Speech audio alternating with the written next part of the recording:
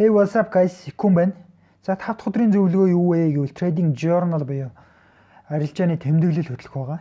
Миний одоо хурдан сайжирсан гол цом ерөөсөө л тэмдэглэл хөтлөж эхэлсэн дэдий. За тэгээд би зөндөө сторид оруулж исэн да. Trello.com дээр одоо 3 баг нь үүсгэдэг. Тэгээд альва арилжаанд орохоос өмнө скриншот хийгээд авчдаг.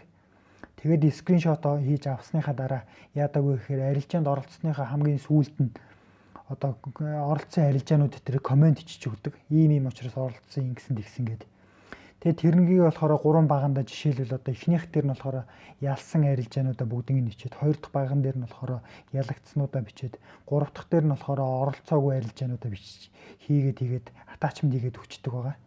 Тэгээд ерөнхийдөө энэ дээр бүх комментүүдээ бичээд ингээд алдсан, ингээд онсон гэдгээ бүгдийг нь бичээд өчтдөг.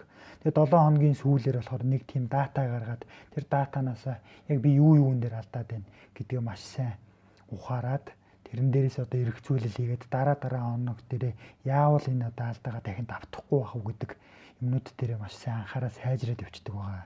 Энэ нь ерөнхийдөө миний хувьд маш том сайжралтыг авчирсан гэж хэлж болно.